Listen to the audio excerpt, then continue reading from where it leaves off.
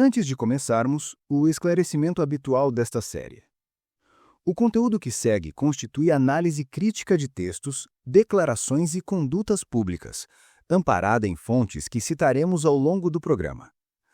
As interpretações apresentadas são de responsabilidade editorial e representam o exercício de liberdade de expressão, informação e crítica, nos termos do artigo 5º, incisos IV, IXI e 14 e artigo 220 da Constituição Federal. Não há aqui intenção de ofender a honra de quem quer que seja. O propósito é contribuir para o debate público sobre partidos políticos, coerência discursiva e institucionalização do poder. Todas as pessoas e instituições mencionadas têm direito de resposta, que será veiculado com igual destaque. As fontes principais deste episódio incluem a entrevista de Renan Santos concedida à Princesa FM de Açu, Rio Grande do Norte, transmitida em 24 de janeiro de 2026. A participação dele no podcast Pode Já, reportagens e perfis publicados pela Isto É, com texto de Luma Venâncio atualizado em 9 de novembro de 2025 sobre o registro do partido no TSE e o histórico do MBL. Matéria do Poder 360, assinada por Davi Alencar, em 14 de setembro de 2025, sobre os planos eleitorais da nova legenda. Perfil da Gazeta do Povo, assinado por Omar Godoy, em 29 de novembro de 2025, e dados do Tribunal Superior Eleitoral sobre regras de registro partidário e cláusula de desempenho. Onde houver controvérsia, separaremos fato documentado de interpretação editorial. A pergunta deste episódio parece simples, mas carrega uma tensão que acompanha a política brasileira há pelo menos uma década. Como um movimento que cresceu repetindo "nós não somos como os partidos", acabou se tornando ele próprio um partido, e não estamos falando de uma legenda qualquer. Trata-se de uma sigla que já nasce com ecossistema digital consolidado, academia de formação de quadros, revista própria, coleção de livros à venda, meta presidencial declarada e uma ambição que seus líderes sequer tentam disfarçar: substituir o bolsonarismo como expressão dominante da direita brasileira. O nome escolhido foi Missão. O número na urna, 14. E o presidente da nova sigla é Renan Santos, cofundador do Movimento Brasil Livre. Segundo reportagem da Isto É, assinada por Luma Venâncio e atualizada em 9 de novembro de 2025, o registro foi oficializado pelo TSE em 4 de novembro daquele ano, tornando a Missão a 30ª legenda do país. Ao longo deste episódio, vamos percorrer o trajeto completo, da origem à partidária até a inauguração do cartório próprio, e colocar uma pergunta que ninguém no campo do MBL costuma acolher com entusiasmo. Essa transição representa amadurecimento institucional legítimo ou funciona como confissão tardia de que o discurso antissistema sempre foi, no fundo, uma etapa de posicionamento? Repare que não estamos afirmando que seja uma coisa ou outra. Propomos a pergunta e vamos percorrer as evidências disponíveis para que o ouvinte forme seu próprio juízo. Para entender a transição, convém voltar ao que significava na prática apresentar-se como movimento durante todos aqueles anos. Essa identidade cumpria funções muito concretas e cada uma delas merece exame despido de romantismo. A primeira função era de credibilidade perante o público. Estamos falando do período entre 2014 e 2018, quando a palavra partido soava quase como um insulto na boca de qualquer eleitor frustrado. Movimentos pareciam espontâneos, pareciam a rua de verdade, a voz do cidadão comum que não aguentava mais Brasília. Declarar-se movimento era vestir a roupa da indignação sem carregar o fardo institucional. A segunda função dizia respeito à mobilização. Um movimento opera com linguagem de urgência, de convocação, de inimigo a derrotar. Partido, ao contrário, opera com linguagem de diretório, de ata, de convenção, de prestação de contas ao TSE. O registro emocional difere por completo, e para atrair jovens e energia de rua, o formato de movimento era incomparavelmente mais eficaz. Havia ainda uma terceira função, talvez a mais reveladora, que envolvia flexibilidade estratégica. Um movimento pode apoiar um candidato numa eleição, atacá-lo na seguinte, trocar de aliança sem que ninguém cobre coerência formal, justamente porque não existe filiação, não existe estatuto auditável, não existe instância interna com poder de veto. O próprio histórico do MBL ilustra esse padrão. Conforme a matéria da Isto É, o grupo apoiou João Dória em 2016, contribuiu para a chegada de Bolsonaro ao poder em 2018, flertou com a candidatura de Sérgio Moro e depois rompeu com o bolsonarismo para agora lançar candidato próprio. Cada um desses giros teria sido muito mais custoso se houvesse estrutura partidária formal exigindo prestação de contas a filiados. Cabe aqui uma ressalva de honestidade analítica. Nenhum desses movimentos é ilegal. Organizar-se como movimento social constitui forma legítima de atuação política. A questão que estamos levantando não diz respeito à legalidade, diz respeito à coerência narrativa. Durante anos, a superioridade moral que o MBL reivindicava sobre os partidos repousava exatamente na condição de não ser partido. Agora que essa condição mudou, a pergunta sobre o que sustentava aquele discurso se torna inevitável. Antes de fundar o Missão, o MBL passou anos disputando eleições dentro de partidos que não controlava.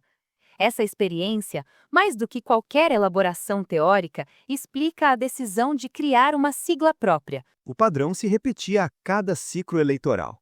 O movimento selecionava candidatos entre seus quadros, filiava-os a legendas disponíveis, geralmente o Democratas, que depois se tornou União Brasil, ou o Patriota, e disputava vagas legislativas. Em 2016, conforme a Isto É, elegeram 8 representantes entre vereadores e um prefeito. Em 2018, Kim Kataguiri chegou à Câmara Federal por São Paulo. Em 2020, Arthur Duval disputou a prefeitura da capital paulista pelo Patriota, sem fundo partidário e sem tempo de propaganda gratuita, e obteve pouco mais de 522 mil votos, correspondendo a 9,78% dos votos válidos. Esse resultado, convém registrar, superou inclusive o candidato do PT naquela eleição. Os números são reais e merecem reconhecimento. Para um grupo destituído de máquina partidária própria, sem acesso a fundo eleitoral e sem tempo de propaganda gratuita, converter presença digital em 500 mil de votos numa cidade como São Paulo não é algo trivial. O problema, porém, era o que vinha depois do voto. Voto sem controle de legenda gerava uma frustração que Renan Santos passou a expressar com amargura crescente. Na entrevista ao Pode Já, ele disse, cito pela transcrição disponível, que Kim Kataguiri é o deputado federal mais bem votado do União Brasil e que, mesmo assim, não participa das decisões do partido, que simplesmente o ignora. Essa mesma queixa apareceu no texto do blog de Elias Tavares, citado no material de referência, onde consta a frase que sintetiza o diagnóstico: sem o comando partidário, a força eleitoral se dissolve. Traduzindo para uma linguagem mais direta, eles aprenderam na carne o que qualquer operador político sabe desde que o Brasil é Brasil. Voto é moeda. Legenda é o banco que guarda a moeda. Se você deposita sua moeda no banco de outro, quem decide o que fazer com ela é o dono do banco. Na avaliação que fazemos neste programa, esse aprendizado doloroso é provavelmente o fator mais determinante para a criação do Missão. Mais do que ideologia, mais do que insatisfação com Bolsonaro, mais do que ambição presidencial, a fundação do partido responde a uma conclusão operacional. Sem controle da estrutura jurídica, nenhuma força eleitoral se sustenta a longo prazo. Passemos agora à narrativa que os líderes do MBL construíram para apresentar essa transição ao público. O argumento possui coerência interna, mesmo que algumas de suas premissas mereçam um exame mais detido. O eixo central, repetido por Renan Santos, tanto na Princesa FM quanto no Pode Já, sustenta que a política brasileira não dá espaço para jovens dentro dos partidos existentes, e que o sistema favorece caciques, emendas e troca de favores.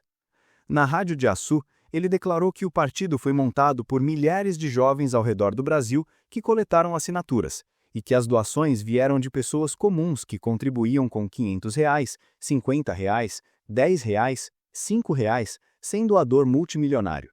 No Pode Já, acrescentou que quase 40% do custo de fundação, estimado por ele em cerca de R$ 5 milhões, veio da venda de livros, especificamente os volumes do chamado Livro Amarelo.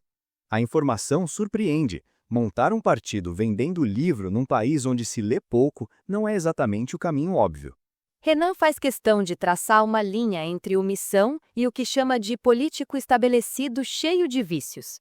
Na Princesa FM, declarou que não está abrindo as portas para que políticos veteranos venham para o partido, porque, se abrisse, o político viria cheio de vícios, querendo mandar na nossa casa. Preferiu, em suas palavras, criar os nossos jovens, criar os nossos políticos do zero, do que ficar trazendo gente de fora cheio de vício.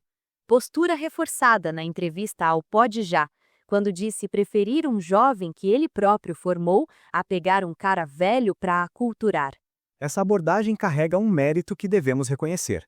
A ideia de que um partido deve formar quadros antes de importá-los configura proposta séria de construção institucional. Há exemplos em outros países de partidos que operaram dessa maneira, e a literatura sobre ciência política reconhece que legendas com forte socialização interna tendem a ser mais coesas do que aquelas que simplesmente absorvem políticos migrantes. Feito esse reconhecimento, a mesma postura abre a contradição que funcionará como fio condutor do restante deste episódio. Se o partido é a ferramenta para mudar o sistema, como garantir que a ferramenta não reproduza o sistema que pretende combater? E mais, como evitar que o próprio discurso de pureza interna se converta num instrumento de controle centralizado por parte dos fundadores? Passemos aos dados do registro. Conforme reportagem da Isto É, o TSE validou mais de 547 mil assinaturas em favor da criação do Missão, com presença confirmada em todos os estados. Na matéria do Poder 360, o número informado pelo próprio Renan Santos foi de 590 mil assinaturas coletadas. Os maiores colégios de apoio foram São Paulo, com 229.385 assinaturas, Rio de Janeiro, com 67.354, Pernambuco, com 42.384, Minas Gerais, com 38.992 e Bahia, com 30.066. Esses números pedem contexto. A concentração em São Paulo é esperada, dado que o MBL nasceu lá e mantém sua base mais densa no estado. O dado que chama mais atenção, ao nosso ver, está na presença significativa de estados nordestinos, particularmente Pernambuco e Bahia, sugerindo que o discurso do grupo encontra recepção fora do eixo tradicional da direita sulista. O processo de coleta, contudo, não foi isento de controvérsia. Segundo reportagem do The Intercept mencionada no material da Isto É, houve alegações de que militantes teriam ocultado a vinculação com o MBL durante a coleta, recorrendo a pautas como defesa da Amazônia para obter adesões. O MBL respondeu que comunicou ao Ministério Público todas as suspeitas de irregularidade e que as fichas questionadas não foram contabilizadas.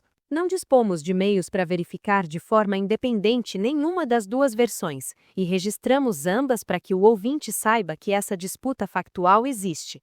O que podemos afirmar com segurança é que o TSE, após análise, aprovou o registro por unanimidade em novembro de 2025. Outro elemento central do projeto é o Livro Amarelo, que funciona simultaneamente como programa partidário e como instrumento de coesão interna. Renan Santos explicou no Pode Já que a coleção contava com 6 volumes publicados até aquele momento e que um político interessado em ingressar no Missão precisaria ler, entender e se alinhar ao conteúdo. No site do partido, os valores fundamentais listados incluem fim dos privilégios do funcionalismo, endurecimento das leis penais, guerra ao tráfico, combate à corrupção, à poluição e desmatamento, aumento da qualidade da saúde e priorização da educação. Vamos dedicar outro episódio ao conteúdo específico do Livro Amarelo. Por ora, o que importa reter é que ele existe como tentativa de criar algo que partidos brasileiros raramente possuem, um programa de ideias que funcione ao mesmo tempo como critério de admissão e de permanência. Se a tentativa é sincera, ou se o livro acabará como peça decorativa de estante, só o tempo e os mandatos mostrarão. O Missão não nasce como sigla anônima. carrega o rosto e o passado de figuras públicas que acumulam, ao longo dos anos, conquistas e controvérsias relevantes. Vamos percorrer esses perfis com o cuidado que o assunto exige, atribuindo as informações às fontes que as publicaram. Kim Kataguiri é provavelmente o nome mais conhecido do grupo. Deputado federal por São Paulo desde 2019, reeleito como o mais votado do União Brasil. Ele é descrito pelos próprios correligionários como referência de atuação parlamentar. Renan Santos, no Pode Já, chegou a dizer que olha para Kim e se pergunta o que o Kim faria no meu lugar, classificando-o como fora de série. A revista Time o incluiu numa lista de jovens influentes, dado que aparece na página oficial de porta-vozes do MBL. A Isto É e a Gazeta do Povo registram, porém, que Kataguiri acumulou controvérsias ao longo da trajetória.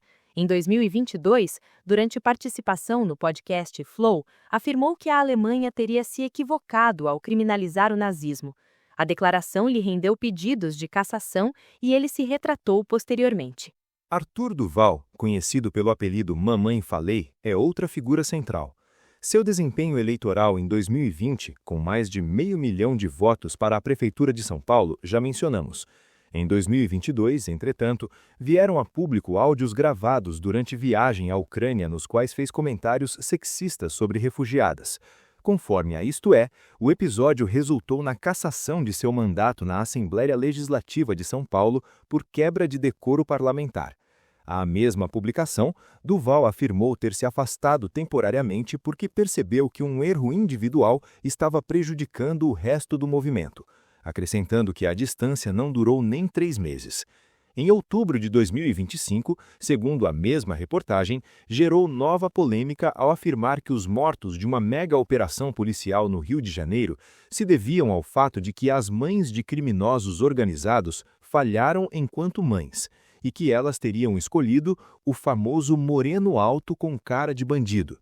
O Ministério Público Federal recebeu representação para investigar a declaração por suposta prática de racismo.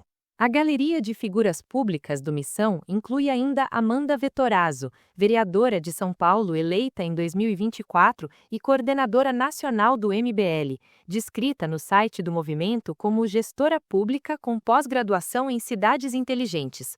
A Isto É registra que ela já se envolveu em disputas públicas e sofreu ameaças após um entrevero com o rapper MC Oruan. Há também nomes regionais que o partido apresenta como vitrine de seu modelo de formação. Matheus Faustino, vereador de Natal, foi mencionado por Renan na entrevista da Princesa FM como exemplo de jovem formado pela academia interna do movimento e eleito já na primeira tentativa. Matheus Batista, conforme o site do MBL, é apresentado como o vereador mais jovem da história de Joinville.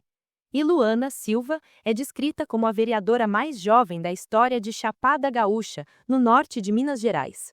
O próprio Renan, no Pode Já, fez questão de citar Luana e um vereador identificado como o Russo, do sul de Minas, como exemplos de quadros que teriam se tornado os melhores vereadores de suas respectivas cidades.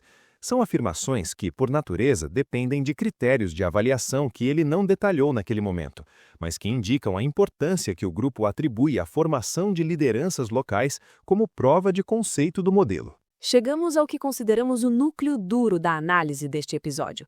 A grande aposta do Missão, segundo seus próprios fundadores, não é programática nem eleitoral, é cultural. A tese que Renan Santos repete em todas as entrevistas que analisamos sustenta que o partido sobrevive enquanto a cultura interna sobrevive, e morre quando a cultura morre. No Pode Já, ele foi direto ao ponto. Disse que não existe garantia de que o Missão não se torne cartorialista porque você pode subverter tudo, e que a única defesa reside na manutenção de hábitos recorrentes, de linguagem e do mesmo tipo de atividade.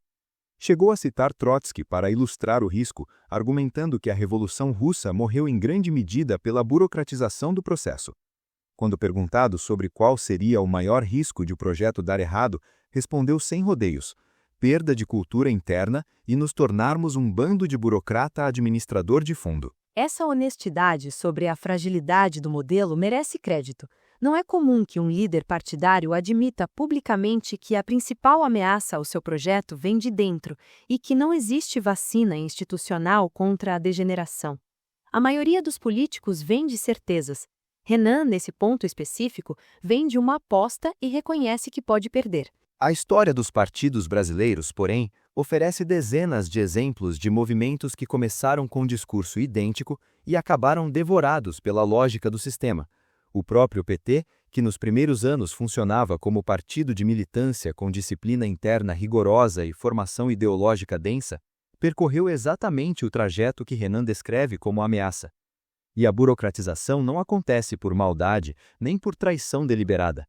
Acontece porque a política real gera incentivos permanentes que empurram na direção da acomodação. Quem tem mandato quer manter mandato. Quem administra fundo quer ampliar fundo. Quem negocia aliança quer facilitar a próxima aliança. Funciona como uma espécie de correnteza contra a qual a cultura interna precisa nadar todos os dias, sem pausa. Há um dado adicional que não é opinião, mas observação de padrão recorrente na vida partidária. Conforme o partido cresce, o volume de decisões internas se multiplica. Quem entra na chapa, quem fica de fora, como se distribui recurso entre estados, que alianças regionais são aceitáveis. Cada uma dessas decisões gera vencedores e perdedores dentro da própria estrutura. Quando os perdedores são justamente os jovens idealistas que o partido diz representar, a fratura se instala. O material da Isto É já registra 2 casos emblemáticos de dissidência. Fernando Holliday, um dos primeiros integrantes do MBL a ocupar cargo eletivo, eleito vereador em São Paulo pelo então DEM em 2016, rompeu com o grupo em 2021, alegando disparidades ideológicas e estratégicas. A matéria descreve divergências em torno da relação com o bolsonarismo e de questões ligadas a pautas LGBTQIAP+, e anti-aborto. Lucas Pavanato, vereador também da capital paulista, chegou a estagiar no gabinete de Holliday em 2018 e se aproximou do MBL pela identificação com pautas conservadoras, mas igualmente se distanciou. A Isto É, Pavanato declarou que o motivo foi a organização centralizada e autoritária do movimento e que o MBL abandonou abertamente os princípios liberais e conservadores que tinha no começo, adotando atualmente um posicionamento nacionalista e estatista. Essas são as versões dos dissidentes, e é natural que quem rompe com um grupo carregue queixas. O ponto aqui não é determinar quem tem razão. O ponto é registrar que o fenômeno de ruptura interna já se manifesta antes mesmo da primeira eleição como partido. Isso não condena a omissão.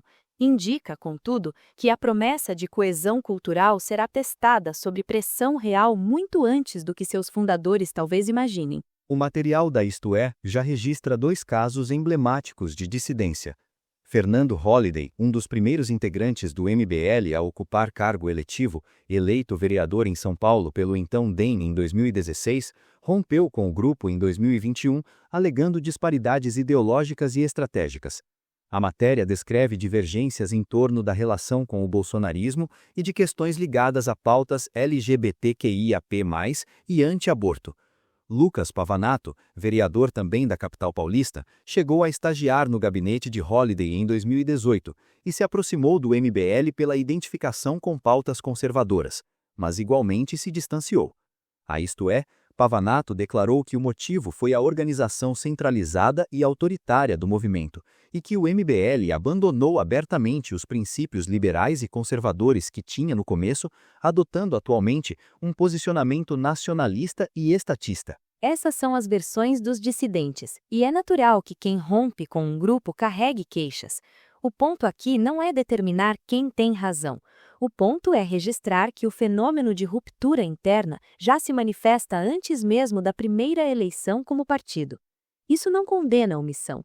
Indica, contudo, que a promessa de coesão cultural será testada sob pressão real muito antes do que seus fundadores talvez imaginem. Vamos agora à candidatura de Renan Santos à presidência da República, porque ela opera como peça central de uma estratégia que vai muito além de conquistar o Planalto. Na entrevista à Princesa FM, Renan apresentou seus números com o entusiasmo de quem se enxerga numa trajetória ascendente. Disse que já aparecia nas pesquisas com 3 a 4% das intenções de voto, que, tecnicamente, se encontrava em terceiro lugar, atrás apenas de Lula e Flávio Bolsonaro, e que havia ultrapassado os governadores Caiado, Zema e Ratinho Júnior nos levantamentos da Atlas.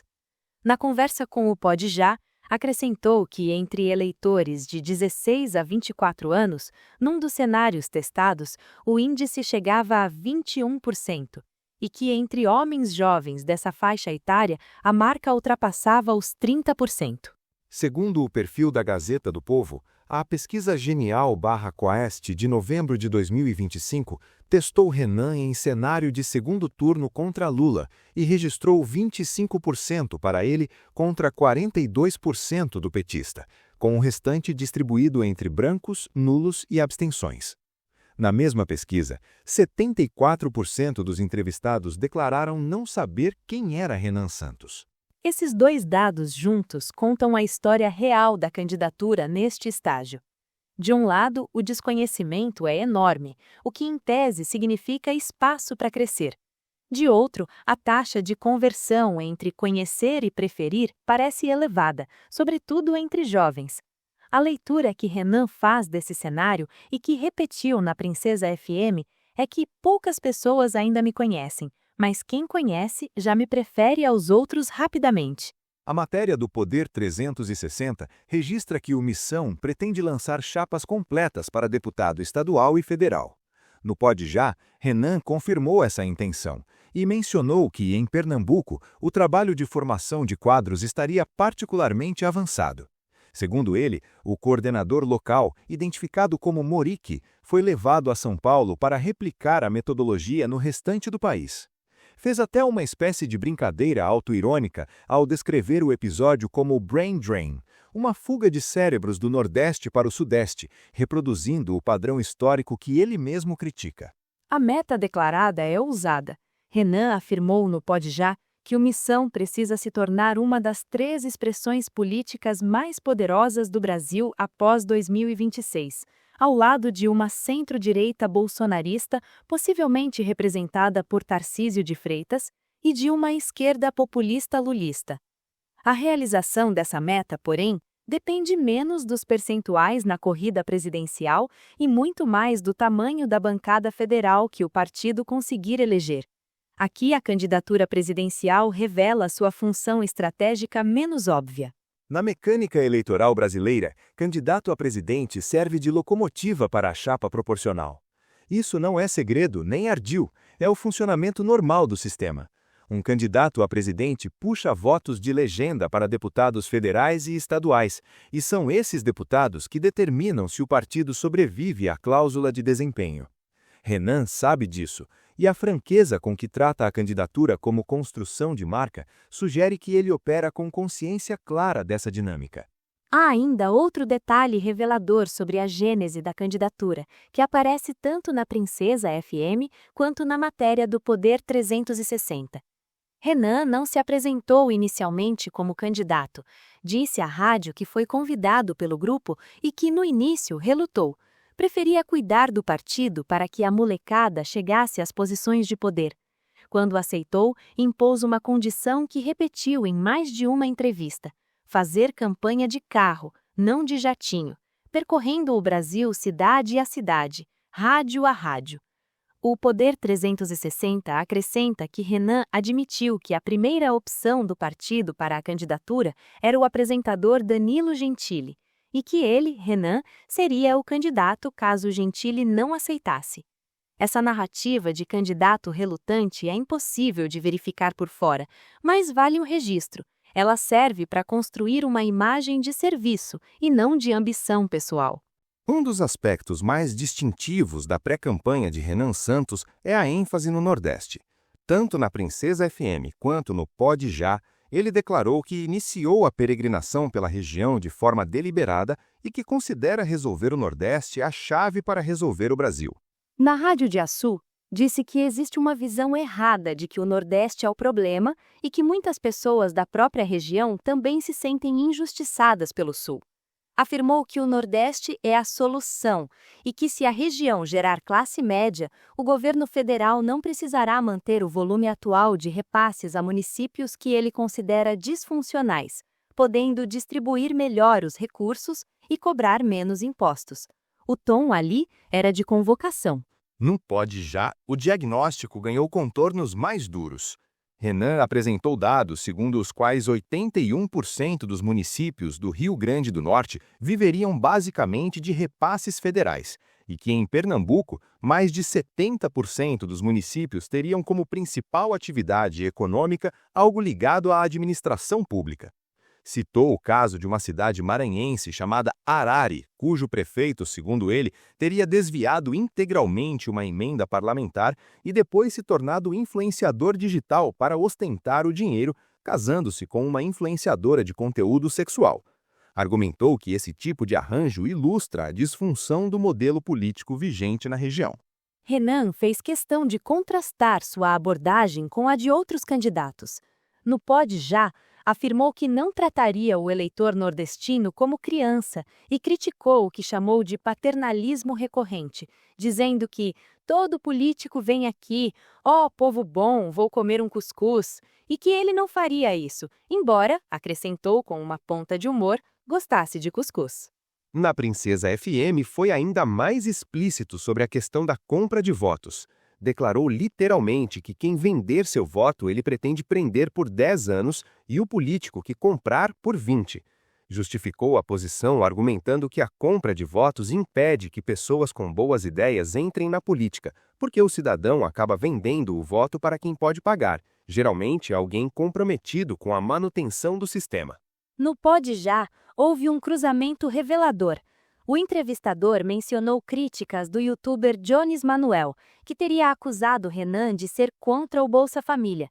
Renan respondeu que manteria o programa, mas com lógica de funcionamento diferente, e redirecionou a discussão para o que chamou de panorama mais amplo: municípios inteiros cuja economia é sustentada por uma combinação de recursos federais, que inclui Bolsa Família, BPC, aposentadorias, emendas parlamentares e empregos na prefeitura.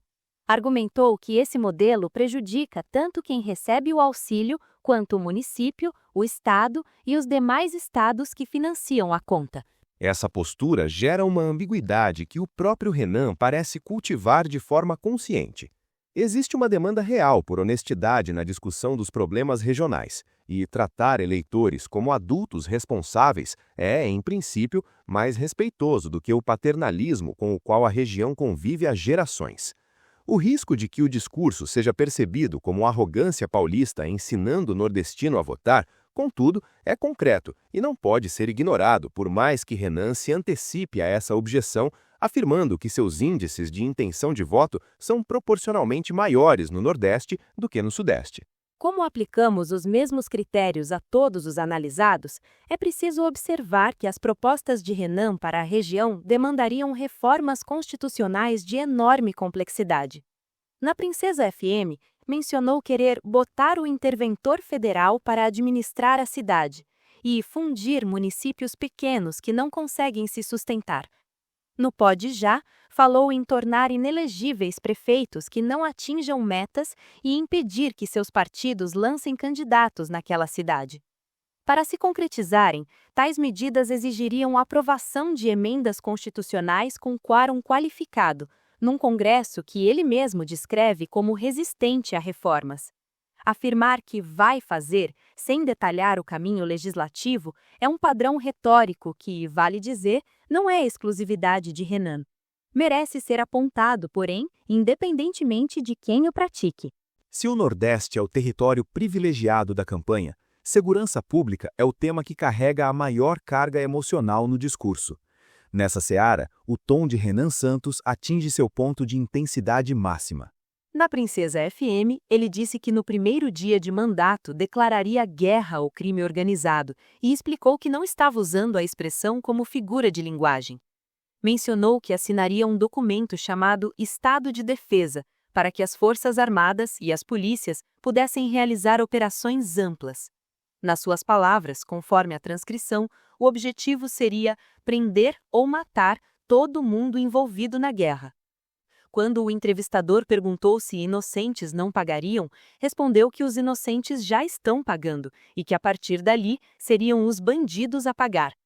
Disse ainda que sua popularidade como presidente passaria de 80% após essa ação e que faria o que o Bolsonaro prometeu fazer e nunca fez.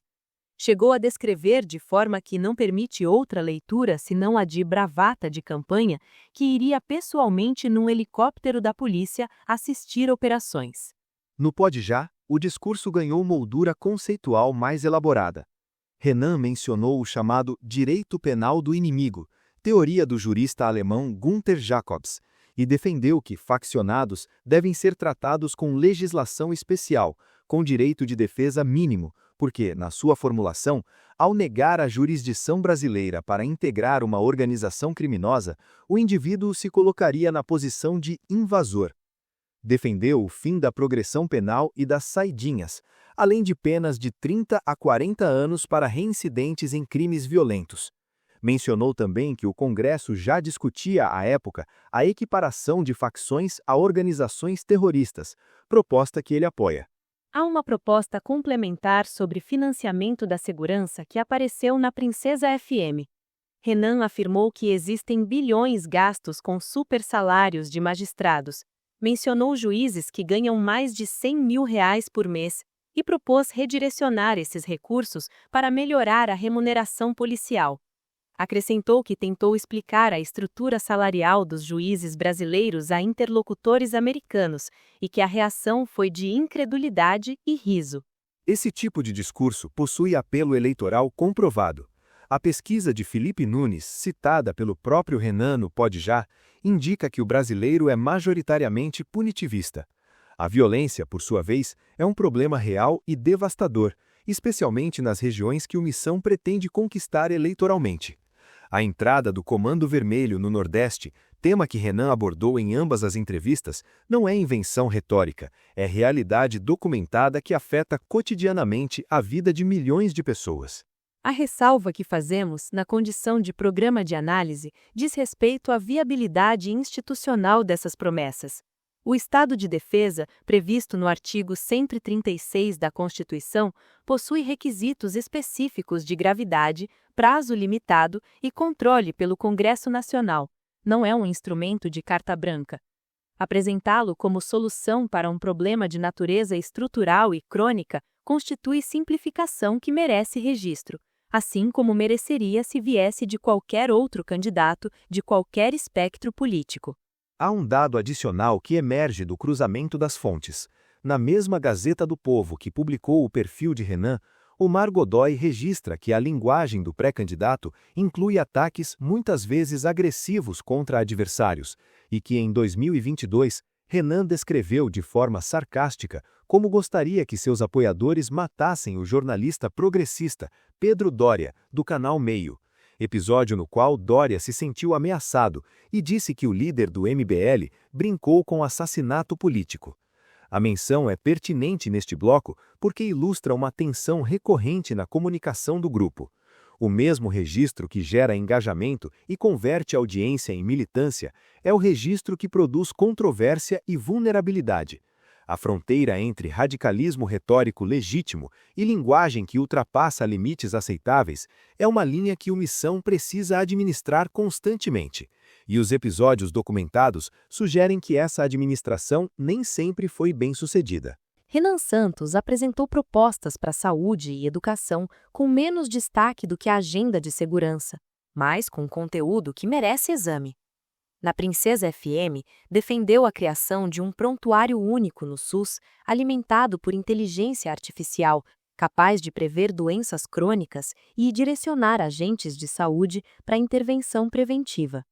Citou experiências na Inglaterra e nos Estados Unidos e disse que a inteligência artificial não se resume aos vídeos que circulam nas redes sociais, mas configura uma tecnologia que consegue entender padrões e prever coisas.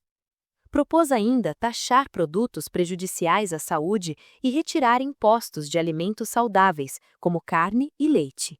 Em educação, citou o exemplo do estado americano do Mississippi, que teria melhorado drasticamente seus indicadores ao retornar ao método fônico de alfabetização, concentrando esforços em leitura, escrita e matemática, com redução do número de matérias. Mencionou também a Finlândia como referência, ressaltando que o país teria priorizado papel e caneta, em detrimento de tablets. Defendeu que até os 12 anos, todos os alunos devem dominar leitura, escrita e operações matemáticas complexas, e propôs um sistema de bolsas para os alunos de escolas públicas com melhor desempenho, que seriam transferidos para as melhores escolas de suas cidades, com apoio financeiro extensivo às famílias. Na sua argumentação, esse modelo tornaria desnecessárias tanto as cotas raciais quanto as sociais, porque identificaria e premiaria o mérito independentemente da origem. Sobre o ambiente escolar, fez uma afirmação que gerou atenção. Disse que em regiões tomadas pelo crime, colocaria policiais dentro das escolas para restabelecer a autoridade, e que aluno que causasse problemas encontraria um policial de 2 metros de altura que vai dar 2 berros nele. Na sequência, descreveu uma visão de disciplina que inclui todo mundo alinhadinho de uniforme, cabelo cortado, cantando o hino. Individualmente, várias dessas propostas encontram respaldo em experiências internacionais. O Prontuário Único Digital é uma direção que sistemas de saúde avançados vêm explorando. O método fônico possui evidência científica robusta a seu favor. O condicionamento de recursos a desempenho escolar é praticado em diversos países. O que o ouvinte deve ponderar é se a soma dessas propostas compõe um programa coerente e executável com os instrumentos disponíveis a um presidente, ou se elas funcionam mais como vitrine de campanha do que como plano de governo articulado. Observação que, insistimos, vale para qualquer candidato que apresente propostas dessa natureza. Para compreender o lugar que o Missão tenta ocupar no tabuleiro de 2026, precisamos examinar como Renan Santos se posiciona diante dos 2 polos que dominam a política brasileira. Em relação ao bolsonarismo, o tom é de ruptura deliberada. No Pode Já, Renan Santos afirmou que Bolsonaro foi muito fraco em levar adiante as ideias que seus eleitores defendem, e acrescentou, em formulação direta, que o ex-presidente cometia crimes e era corrupto.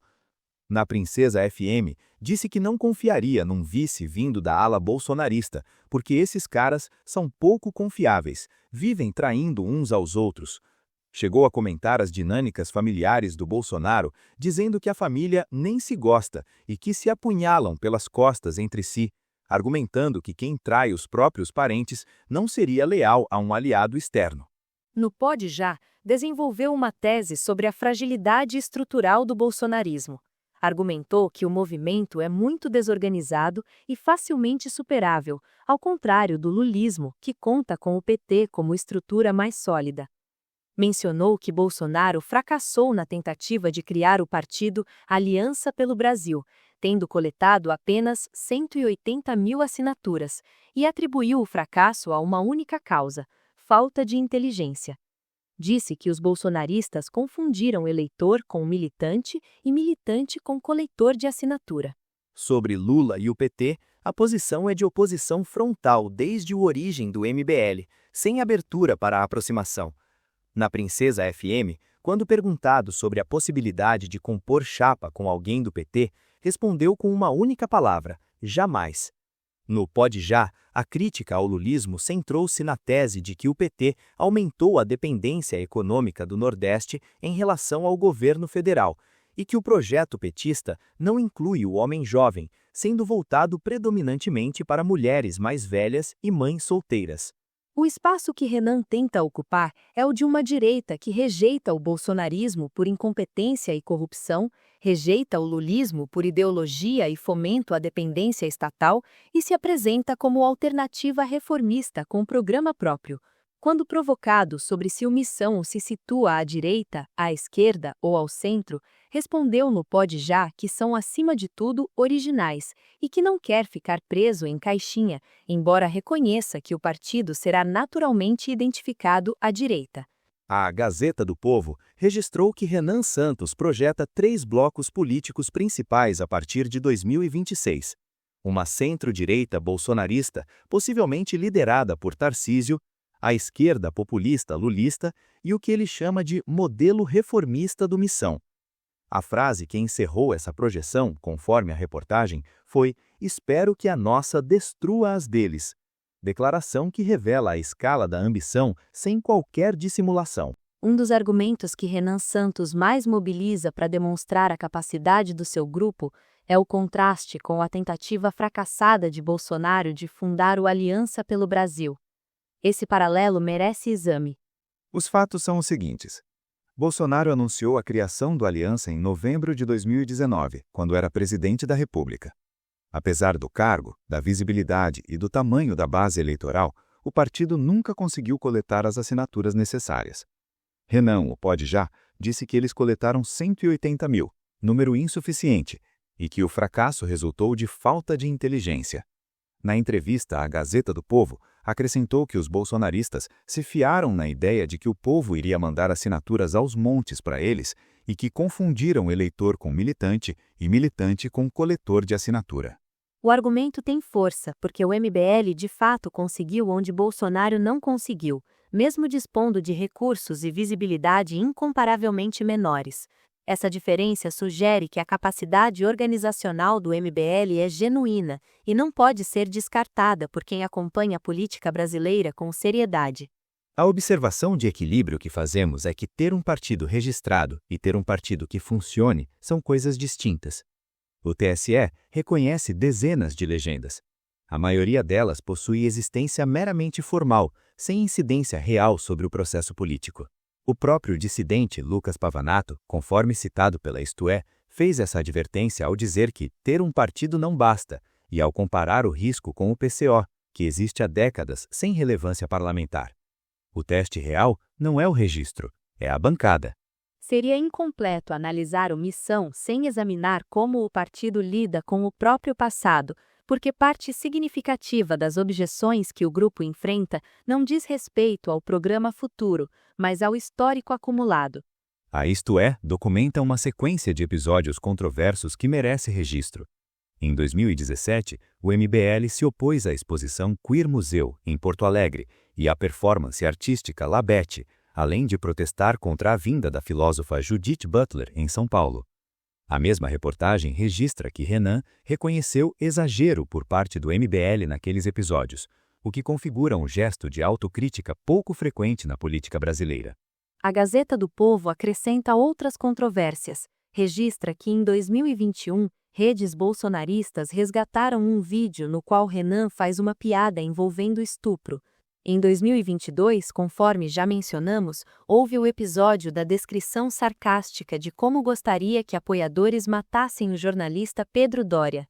A mesma publicação registra ainda o histórico de acusações envolvendo a família Santos, as investigações fiscais e a acusação de tráfico de influência rejeitada pela Justiça. A Gazeta do Povo também informa que, na entrevista concedida ao veículo, Renan foi questionado sobre essas controvérsias e afirmou que não mudaria sua postura durante a campanha, mesmo sob o risco de ter declarações do passado usadas contra ele.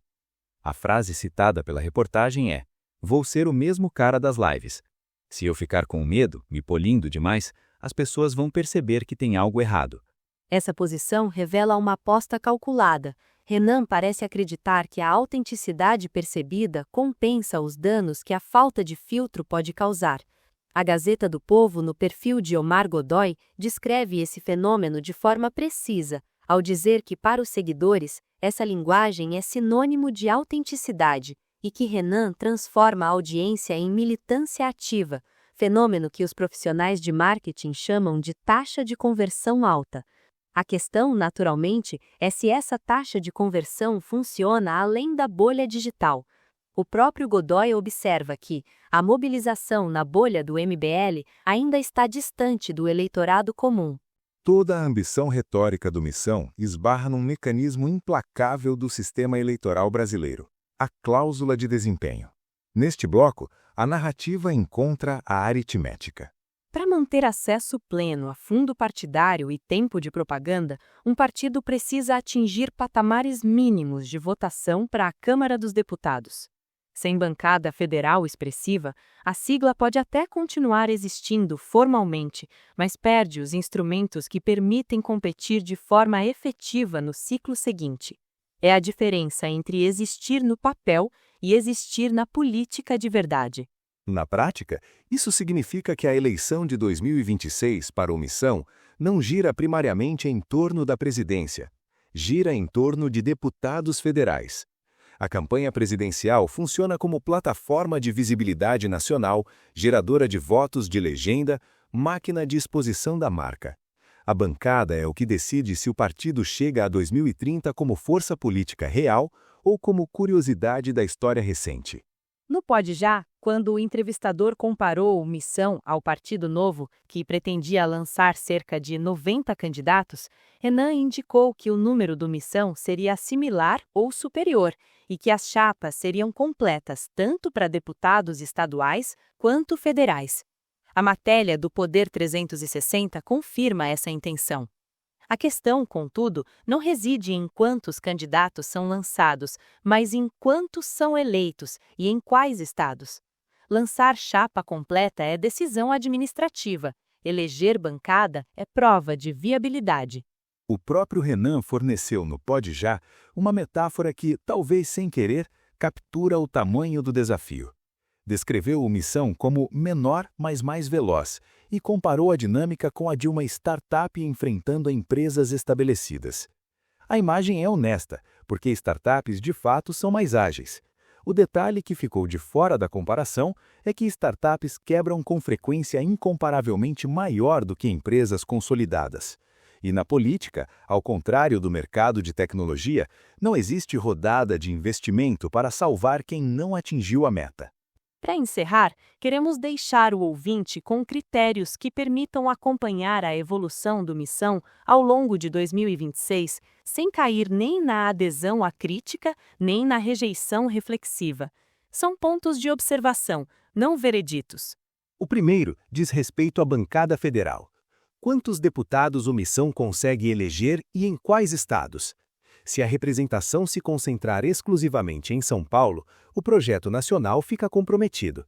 Se o partido conquistar mandatos no Nordeste, como a estratégia sugere e os números de assinaturas insinuam, o argumento de base diversificada ganha substância. O segundo envolve coerência programática no exercício dos mandatos. As propostas do Livro Amarelo viram projetos de lei e votos consistentes no Congresso ou se diluem em pauta de ocasião que muda conforme o ciclo de notícias? A distância entre o que se promete em livro e o que se vota em plenário será medida objetivamente a partir de janeiro de 2027. O terceiro se refere à governança interna. O partido consegue distribuir poder e oportunidades entre seus quadros ou centraliza decisões num núcleo paulistano que determina tudo. Os dissidentes Holliday e Pavanato levantaram essa questão antes mesmo do registro partidário. A capacidade de absorver divergências sem rachar será testada já na montagem das chapas estaduais, muito antes de qualquer resultado nas urnas. O quarto toca no financiamento. Quando o dinheiro público chegar com mais força, como chegará caso o partido atinja a cláusula de barreira, a transparência prometida se mantém? A prestação de contas política aos pequenos doadores que financiaram a fundação permanece ou se dissolve na rotina administrativa? Renan disse no Pode Já que o partido custou 5 milhões de reais levantados por vaquinha, venda de livros e jantares de arrecadação. Esse modelo de financiamento cidadão sobrevive ao primeiro contato com o fundo partidário? O quinto critério é o padrão de alianças. O Missão vai aceitar coligações com partidos que seus líderes criticam publicamente? Vai compor com o chamado Centrão para viabilizar projetos de lei? Vai trocar apoio por cargos? Cada uma dessas decisões revelará se o partido opera pelos princípios que declara ou pela lógica de sobrevivência que governa todas as demais legendas. Há um sexto ponto, menos técnico, mas igualmente relevante: a linguagem. O Missão consegue manter o registro combativo que engaja sua base sem produzir controvérsias que comprometam a viabilidade institucional do projeto? Os episódios documentados ao longo deste programa, da piada sobre estupro à fala sobre assassinato de jornalista, das declarações de Arthur Duval sobre refugiadas ucranianas à afirmação sobre mães de criminosos, sugerem que esse equilíbrio está longe de ter sido alcançado. A capacidade de calibrar o tom será testada em escala que o YouTube não reproduz, a do debate nacional, com escrutínio de imprensa, adversários e justiça eleitoral. O Missão é a resposta institucional de um movimento que entendeu, após uma década de tentativas, que curtida, compartilhamento e manifestação de rua não substituem poder partidário formal.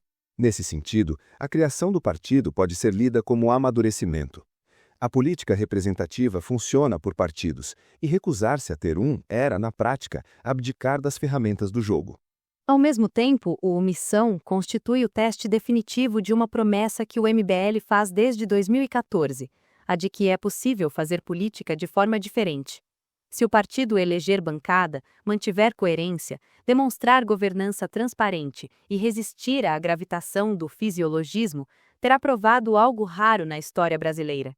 Se reproduzir os vícios que denuncia, terá confirmado que a indignação era, afinal, instrumento de ascensão e não de transformação. O próprio Renan Santos pareceu ciente dessa encruzilhada quando disse no Pode Já, numa formulação que merece ser ouvida com atenção, a garantia é a manutenção de uma cultura, e uma cultura se mantém através de hábitos recorrentes. É uma resposta insuficiente do ponto de vista institucional, porque culturas se erodem sob pressão de incentivos contrários. É, porém, uma resposta honesta, porque admite que não há mecanismo à prova de falha. E honestidade sobre a própria vulnerabilidade, no mínimo, distingue quem a pratica de quem vende certezas fabricadas. No próximo episódio, entramos no conteúdo do livro Amarelo como programa de poder. O que está escrito, o que é executável, o que é retórica de campanha e onde as contradições entre promessa e realidade se tornam impossíveis de contornar. Se você quiser contestar algum ponto factual deste episódio, envie documentação para nosso canal de contato. Correções documentadas serão publicadas com o mesmo destaque da afirmação original. O direito de resposta está garantido a todas as pessoas e instituições mencionadas. Obrigado por acompanhar até aqui. Nos vemos no episódio 16.